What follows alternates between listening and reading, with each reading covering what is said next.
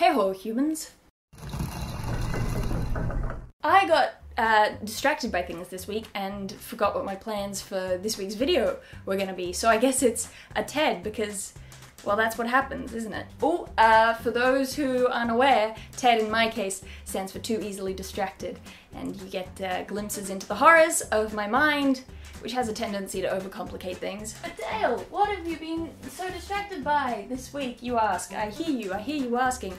Well, that would be by trying to work out what exactly my personal feelings on sorting into Hogwarts houses, what those feelings are. Because I feel like, I don't know whether I disagree with other people's theories on it. I disagree with the kind of quizzes that we use to try to determine whether someone's sorted. I disagree with the idea of like, oh, there's a quiz on Pottermore that is the quiz that tells you what house you're in. I don't think the quizzes that we do are the right way to tell. I mean, obviously there is no actually accurate way to tell what Hogwarts house you would be in because, you know, the Sorting Hat is psychic and it reads your mind and tells you what house you're in, but it also is like super biased itself because for starters, it's the Hat of Godric Gryffindor, and it's a little bit of a jerk, and it clearly takes into account family history, and it clearly takes into account the person's own just like decision making. And what's that other thing? Oh yeah, they're 11 years old. They're gonna change their personality a little bit as they grow older.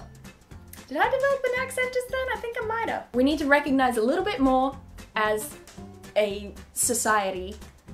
Is that the right word?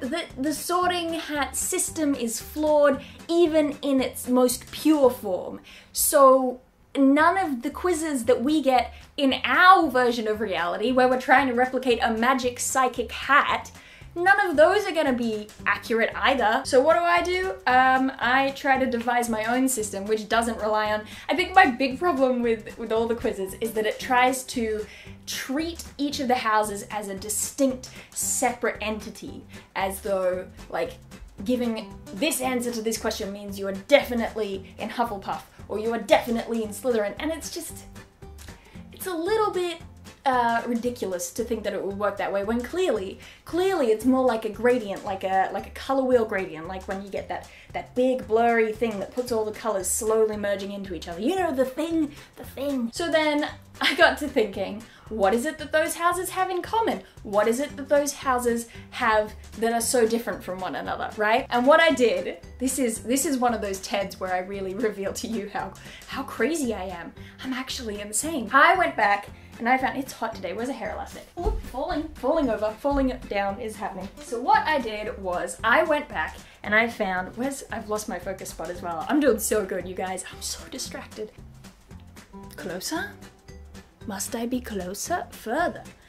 Look, we'll find out in editing, won't we? What I did, I went back and found a bunch of theory pages that I got in first year theatre, my first year of my theatre degree, on Laban. Alright?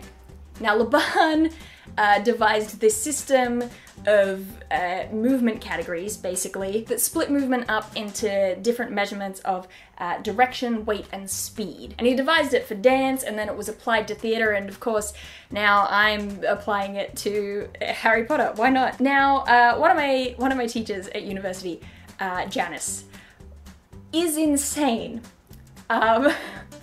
Is there a nicer way to say that? But her big thing that she devised is the Yat-Laban system, which combines Laban with another sort of a theorist, Yat, and then she combined it all together with the Myers-Briggs personality test to make this whole system that doesn't make sense. We studied it for 2 years. I still don't know what was going on, but the stuff at the very core of it kind of does make sense, and I kind of like it. But the main reason that I bring it up is that the thing that I really love about the Laban system and these other systems that kind of branched off it, they have non-hierarchical dichotomies. So, like those three things that I said, direction and weight, speed. So instead of saying that something was fast or slow, like it's either fast or it's slow, Laban would say that it is either quick or sustained. So it's this thing where they are opposites, they're obviously opposites, but it doesn't put the emphasis on one as being good over the other. But I'm taking that idea and I'm looking at what are the things that these houses have in common with one another, and what are the big differences, what are the opposites that they have that differentiate them from one another, but without putting hierarchy into it. Because there is this thing of like necessarily inserting morals into it, which I disagree with. Like, we can all say, oh, Slytherins aren't evil, they're just ambitious.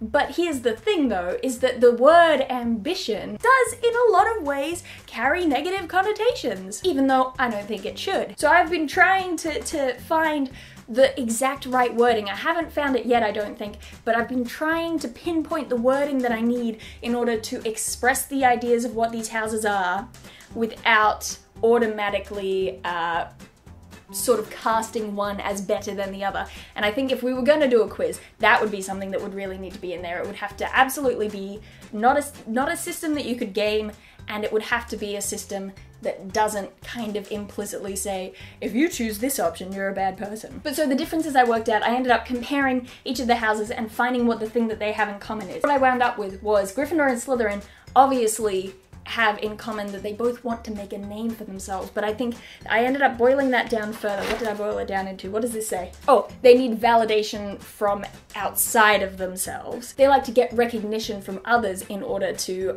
feel their worth. They find their contentment through others and how they are perceived by others. Whereas Hufflepuff and Ravenclaw, they tend to find their fulfillment and their contentment from within themselves, or what they can produce, you know, that sort of thing. It doesn't have to come from an outside source. So there you go, there's that non-hierarchical diametric opposition. That's what we're aiming for, people. Gryffindor and Hufflepuff, this was a big issue doing the Griff Hufflepuff, Slytherin Ravenclaw differences and similarities. I'm going insane.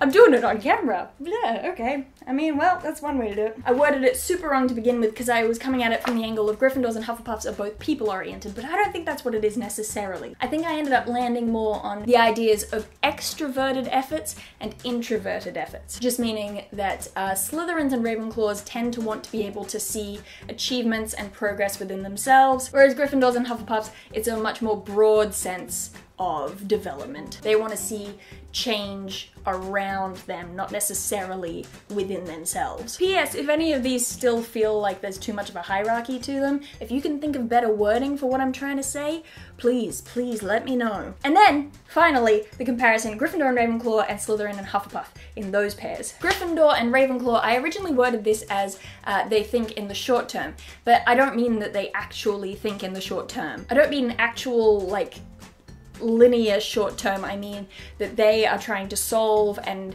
they focus on the task that is at hand. They want to finish that thing first. Whereas Hufflepuffs and Slytherins are more concerned with, you know, the planting seeds. A little bit the long game. I need the words. Where are the words?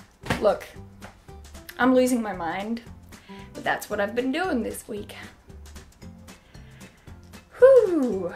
Let me know what you've been distracted by lately in the comments below. If you're interested, you can subscribe to the channel for more content on the weekly. Pretty geeky stuff, you might be able to tell. Apart from that, I do believe that's it. I'm done. Email this to your grandma and I'll see you some other time.